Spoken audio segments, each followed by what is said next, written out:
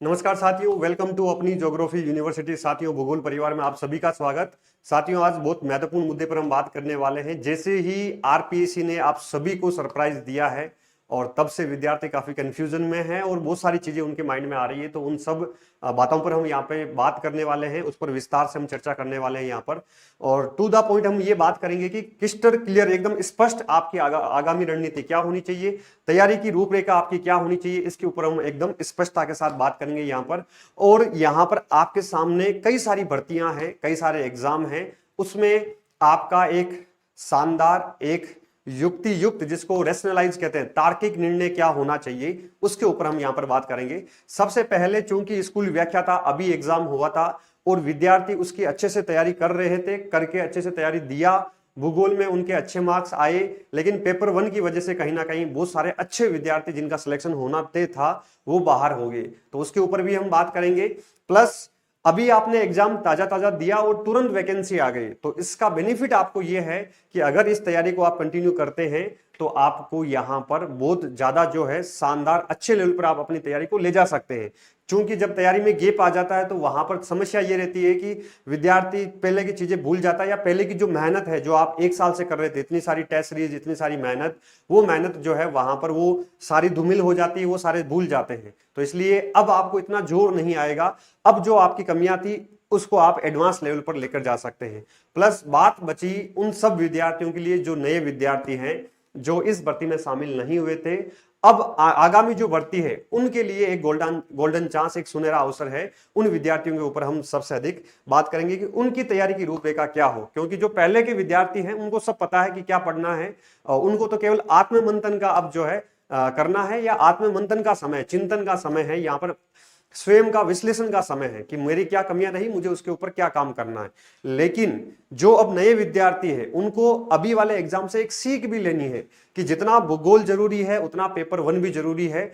इस सीख को लेकर आपको नई एक रणनीति के साथ, उचित रणनीति के साथ और एक शानदार जोश जुनून के साथ आपको आगामी रणनीति के साथ तैयारी शुरू करनी है। तो तैयारी की रूपरेखा क्या हो, इसके ऊपर टू द पॉइंट हम बात कर लेते हैं।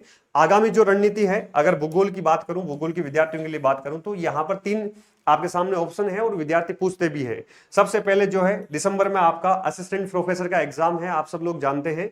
तो मुझे लगता है कि असिस्टेंट प्रोफेसर जिसमें नेट किया हुआ विद्यार्थी होता है, जेआरएफ किया विद्यार्थी होता है, पीएचडी धारी होता है, या फिर जिसने स्कूल व्याख्याता 3-4 बार दे रखा है, या फिर पिछली बार इसने असिस्टेंट प्रोफेसर का एग्जाम दिया, इस बार इंटरव्यू कॉल हो रहा है, या लगभग सिलेबस तैयार है। तो यहां पे मैं मान के चलता हूं कि जो फर्स्ट ग्रेड के विद्यार्थी हैं, जो डिसीजन ले चुके हैं, वो निर्णय ले चुके हैं, वो टेस्ट सीरीज ज्वाइन कर चुके हैं, वो इस पे लगातार 3-4-5 यूनिट भी कवर कर चुके हैं और मेहनत कर रहे हैं, तो ये फील्ड ही पूरा अलग हो गया कि इसमें जिसको निर्णय लेना था वो ले लिया, और जो जिस एपी के असिस्टेंट प्रोफेसर की तैयारी करनी थी वो उसमें लग चुका है।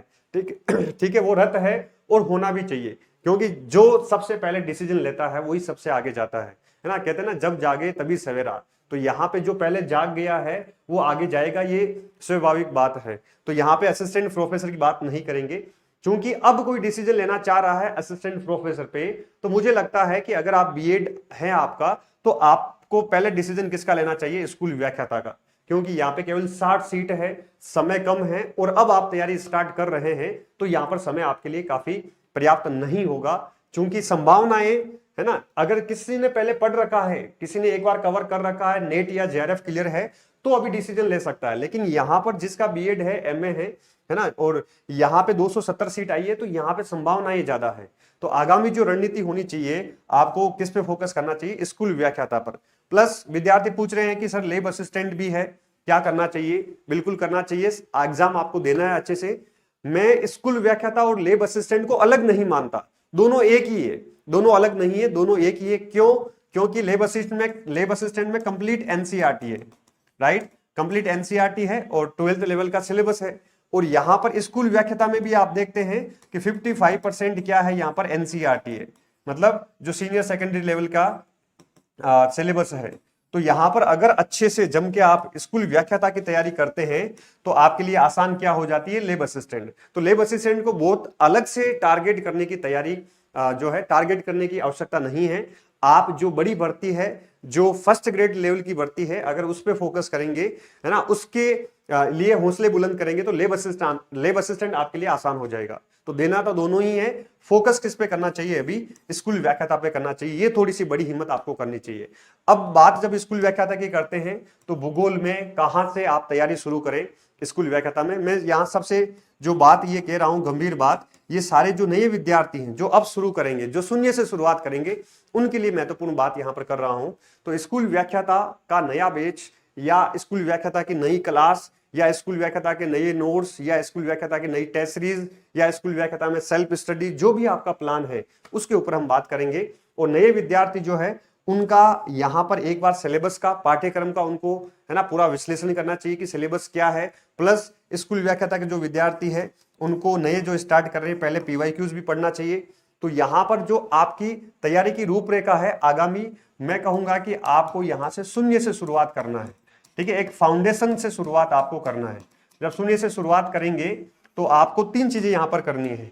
एक चीज सबसे पहले यह करना है कि पाठ्यक्रम का विश्लेषण करना है। पाठ्यक्रम का विश्लेषण या एनालिसिस होना चाहिए। जब तक सिलेबस पाठ्यक्रम का विश्लेषण नहीं करेंगे तब तक जो है आपको ये समझ में नहीं आएगा कि मुझे क्या पढ़ना है, किस लेवल का पढ़ना है।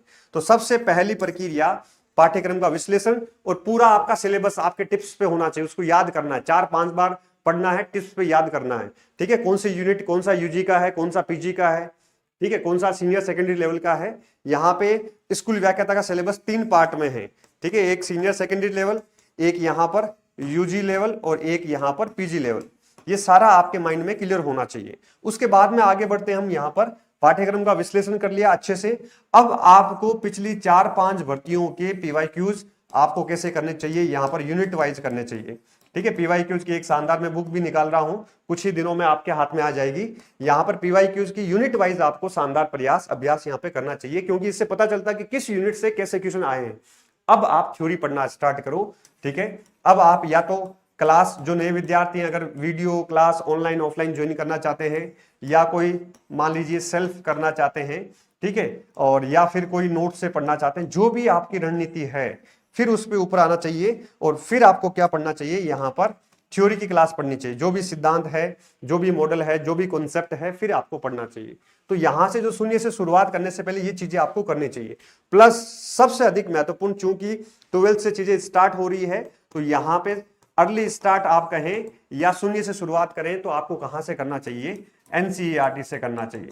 राइट, एनसीईआरटी जब अपना स्कूल व्याख्याता का बैच होता है या क्लास होती है, उसमें एनसीईआरटी ऑलमोस्ट इंक्लूड होती है।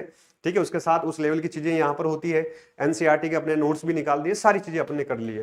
तो यहाँ पर शून्य से शुरुआत आपको एनसीईआरटी से ही करनी चाहिए, ये सबसे बेस्ट है। ठीक है, 1-2 महीने एनसीईआरटी पढ़ो, उससे कैसे क्वेश्चन आए हैं उसको देखो, स्वयं क्वेश्चन बनाओ। यहां से धीरे धीरे कॉन्फिडेंस आएगा। सीनियर सेकेंडरी लेवल का 55% सिलेबस आपका, एनसीईआरटी 55%, आधा सिलेबस यहां से आपका कवर हो जाएगा। फिर यूजी पे आओ, फिर पीजी पे आओ, फिर टेस्ट सीरीज ज्वाइन करो, टेस्ट दो, एमसीक्यू प्रैक्टिस करो और धीरे धीरे आगे बढ़ो। यही आपकी यहाँ पे तैयारी की रूपरेखा होनी चाहिए। ये बेस्ट रूपरेखा है। इसी के साथ जो शून्य से शुरुआत करने वाले विद्यार्थी हैं उनको यहाँ पर आगे बढ़ना है। ठीक है, अब इस जो शून्य से शुरुआत है या जो तैयारी की रूपरेखा है या आगामी रणनीति है, इसमें मैं कैसे आपके लिए सारथी बनूंगा, मेरी तरफ से क्या प्रयास होंगे, उसके ऊपर हम बात कर लेते हैं, जो सबसे अधिक महत्वपूर्ण है। हम अभी स्कूल व्याख्याता का एक शानदार रणनीतिक सेमिनार कर रहे हैं। स्कूल व्याख्याता का यहाँ पर रणनीतिक सेमिनार कर रहे हैं, पेपर 1 और पेपर 2 दोनों का। 24 जुलाई को कर रहे हैं, प्रातः 10 बजे कर रहे हैं। अपनी यूनिवर्सिटी सेंटर ऑनलाइन भी रहेगा, ऑफलाइन भी रहेगा। ठीक है, अपनी यूनिवर्सिटी सेंटर अपन जयपुर में कर रहे हैं, ये ऑफलाइन प्लस ऑनलाइन। आपको दिखा देता हूं यहाँ पर भूगोल प्लस जीके का। ठीक है, ऑफलाइन और ऑनलाइन बैचेस भी इसके साथ स्टार्ट कर रहे हैं। 24 जुलाई प्रातः 10:15 बजे इसका टाइम रहेगा। साथ में भूगोल और जीके दोनों का शानदार रणनीतिक सेमिनार इसके साथ। इसमें हम बात करेंगे कि आपको कैसे शुरुआत करनी है, कहां से करनी है, कौन सी गलतियां आपको नहीं करनी है, कौन सी जो है गलतियों से आपको बचना है। ठीक है, और तैयारी की रूपरेखा क्या हो उसके ऊपर हम डिटेल से बात करेंगे यहाँ पर। और ये हो गया है ना, सेमिनार के साथ हम ये कर रहे हैं। प्लस स्कूल व्याख्याता का जैसे ही वैकेंसी आई, आप सबकी डिमांड भी आ रही थी, काफी मैसेज भी आए, काफी कॉल भी आए कि सर नया बैच कब से, काफी इंक्वायरी भी आ रही है ऑफलाइन प्लस ऑनलाइन। तो ऑफलाइन प्लस ऑनलाइन दोनों हम भूगोल के नए बैच स्टार्ट कर रहे हैं। यहाँ पर कब से स्टार्ट कर रहे हैं, 24 तारीख को तो अपना सेमिनार है। 25 जुलाई से सुबह 9:30 AM ऑनलाइन भी रहेगा, लाइव फ्रॉम क्लासरूम भी आएगा। सुबह 9:30 बजे से हम बैच स्टार्ट कर रहे हैं 25 जुलाई से। ठीक है, रजिस्ट्रेशन स्टार्ट हो चुके हैं 20 जुलाई से, मतलब कल से आप रजिस्ट्रेशन कर सकते हैं। इस नंबर पे कॉल करके भी रजिस्ट्रेशन करवा सकते हैं, प्लस अपनी जो टीम है ऑफलाइन सेंटर पर आकर भी आप रजिस्ट्रेशन करवा सकते हैं। राइट, ये स्कूल व्याख्याता भूगोल का प्लान रहेगा। अब जो पेपर 1 है इसके बारे में हम बात करते हैं, जिसमें सबसे बड़ी समस्या इस बार की रही, सबसे अधिक विद्यार्थी इस पेपर की वजह से बाहर हो गए। और मुझे लगता है कि सब्जेक्ट से ज्यादा इस बार जो डिमांड रहेगी, जो फोकस रहेगा विद्यार्थियों का, वो पेपर 1 पे रहेगा। तो यहां पे मेरे साथ पेपर 1 के योद्धा, जीके एक्सपर्ट सुनील सर हाजिर हैं। आप सबको जो है पेपर 1 सर ने खूब पढ़ाया है, खूब मेहनत करवाई है। तो पेपर 1 के बारे में 5 मिनट सुनील सर आपको शानदार यहाँ पे आगे का प्लान, रणनीति के बारे में बताएंगे। ठीक है, और पेपर 1 का जो नया बैच हम स्टार्ट कर रहे हैं वो भी मैं बता देता हूं। 24 तारीख को अपना सेमिनार है, 25 तारीख को पेपर 1 का जो नया बैच स्टार्ट कर रहे हैं हम सुबह 7 बजे से स्टार्ट कर रहे हैं। प्रातः 7 बजे से रहेगा पेपर 1 का, ज्योग्राफी का 9:30 बजे से रहेगा। राइट साथियों, ये अपना प्लान रहेगा। बाकी सुनील सर प्लीज। नमस्कार साथियों, कैसे हो आप सब लोग। देखो यार, अब की बार बहुत बड़ा, मेरे को भी बहुत बड़ा दुख हुआ कि बच्चों ने, मतलब पहले दिन से ही बोल रहा था कि पहला पेपर हल्के में मत लेना, लेकिन वही है ना, दिमाग होता है कि भाई आपकी जगह मैं होता तो मैं भी लेता इस चीज को कि ठीक है यार हो जाएगा। दूसरी बात क्या होता है, पहले पेपर है वो 75 क्वेश्चन आते हैं, सेकंड में आते हैं 150 क्वेश्चन, तो ऑब्वियस ही बात है बच्चा सब्जेक्ट की तरफ झुकाव होगा। सब्जेक्ट में चूंकि उसने बीए किया है, एमए किया है और वो लगातार जुड़ा हुआ रहा है, उसमें इंटरेस्ट है तभी उसने एमए किया है, तो उसमें और लगाव होता है। और किसी चीज में क्या जुड़ाव होता है ना, उसमें और जुड़ता जाता है। आपने स्कूल टाइम में देखा होगा, जिसकी इंग्लिश सर अच्छी होती थी ना, वो इंग्लिश ही पढ़ता था, और जिसकी मैथ अच्छी होती थी वो मैथ ही पढ़ता था। ये होता है, ये आज तक का रिकॉर्ड है। तो आपको इंटरेस्ट क्या है, सब्जेक्ट में आता रहता है, तो आप उसमें और डूबते जाते हो, और पेपर फेस्ट है उसको छोड़ते जाते हो। ये एक प्रवृत्ति है, ह्यूमन टेंडेंसी है, लेकिन उसको छोड़ना पड़ेगा। इस ह्यूमन टेंडेंसी पे चलोगे तो भाई एग्जाम पास नहीं होगा। अपन को कुछ बड़ा करना है, कुछ से अपन को सफलताएं हासिल करनी है, तो अपना जो बना बनाया ड्रा है उस ड्रे से साइड में अपन को निकलना पड़ा। जैसे आप सुनते हो ना, पड़ा हुआ पानी है ना, एक जगह पड़ा हुआ पानी वो सड़ जाता है, और चलता हुआ पानी क्या रहता है, फ्रेश रहता है। तो जिस प्रकार से बदलाव आ रहे हैं वो बदलाव अपने आप के अंदर लेने पड़ेंगे। आरपीएससी हर बार सरप्राइज दे रही है, बिल्कुल सरप्राइज दे रही है, तो उन सरप्राइज के लिए अपन को तैयार रहना पड़ेगा। उसके लिए पहले से ही अपन को ऐसा एंटीवायरस तैयार करके रखना पड़ेगा। तो अब फर्स्ट पेपर है, ये सबसे बड़ी समस्या बनी हुई है बच्चों की। ज्योग्राफी में सर अब की बार बहुत अच्छे स्कोर है बच्चों को, बहुत अच्छे स्कोर है, क्योंकि एक तो बहुत अच्छा शानदार पढ़ाया था सर ने, और बच्चों ने भी अच्छी मेहनत की थी, वो अच्छा किया। फर्स्ट पेपर में क्या चीजें थी, फर्स्ट पेपर में अनसर्टेनिटी बहुत ज्यादा है। अनसर्टेनिटी है तो उसमें बचाव कौन कर सकता है आपका, उसमें 4-5 चीजें हैं जिसको छोड़ के जाते हो, वो आपके लिए कवच बन के आएंगे। मैथ, रीजनिंग, स्टैटिस्टिक्स, इनको छोड़ के जाते हो, मैं कहता हूं इनको कवच बनाओ आप, शील्ड बनाओ। हिंदी और इंग्लिश जिसको आप छोड़ के जाते हो उसको कवच बनाओ आप। 5-5 क्वेश्चन आते हैं, बच्चा क्या पढ़ता है, हिस्ट्री से शुरू करता है, हिस्ट्री पे एंड कर देता है।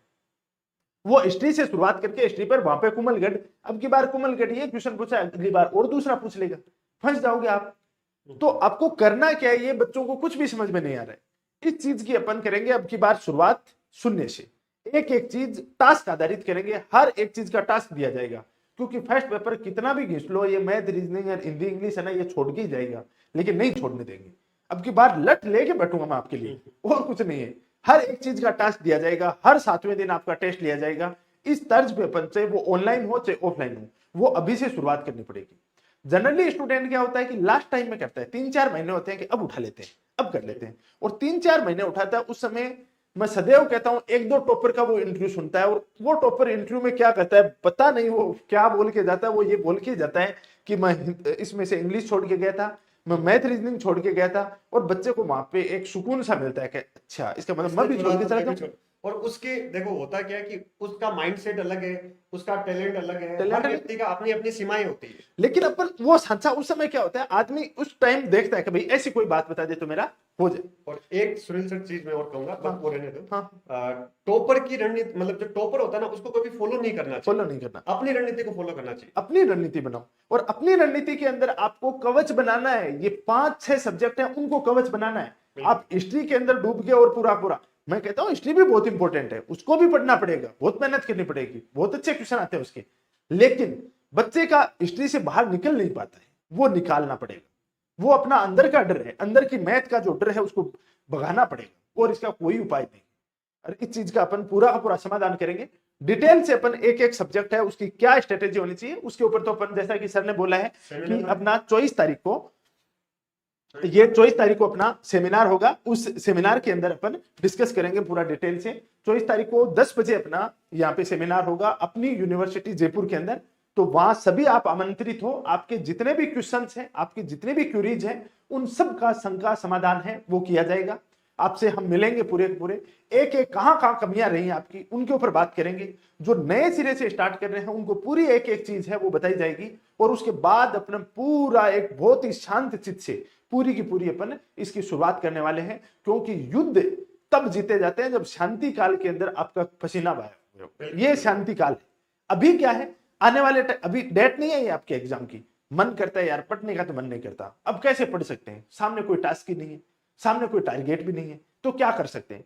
इस चीज का मैं एक सबसे अच्छा उपाय बताता हूं। मैं नहीं कह रहा कि अपनी यूनिवर्सिटी के अंदर जो अब कोर्स शुरू हो रहा है वो ज्वाइन कर लो। आपकी इच्छा है तो ज्वाइन करो। आप तो देखो जाके, और ओपन मार्केट है, यूट्यूब पे जाके देखो कि कैसा सूरज सर पढ़ा रहे हैं, कैसा सुनील सर पढ़ा रहे हैं, कैसा और सर पढ़ा रहे हैं, सबको देखो। आपको जो अच्छा लगे वहां ज्वाइन करो। लेकिन अभी आपको ज्वाइन करना चाहिए। उसका बेनिफिट ये है कि आप इंगेज रहोगे, आपकी कंटिन्यूटी मेंटेन रहेगी। और कंटिन्यूटी मेंटेन रखना ही सबसे बड़ी बात है। रिवीजन का समय मिल जाएगा। ये कछुआ खरगोश की दौड़ है सर। अभी जो कछुए की दौड़ से निरंतर दौड़ता रहेगा, सफलता उसी को मिलेगी। और जो खरगोश की तरह फुदक के एक बार बस थोड़ा सा भागा 15 दिन, फिर शांत हो गया, फिर वो चीज आपको असफल बनाएगी। तो इस कछुए और खरगोश की दौड़ में विजय कछुए की होगी, क्योंकि उसमें कंटिन्यूटी है। वो बीच में रुका नहीं था। वो चीज अपन को अभी करनी पड़ेगी।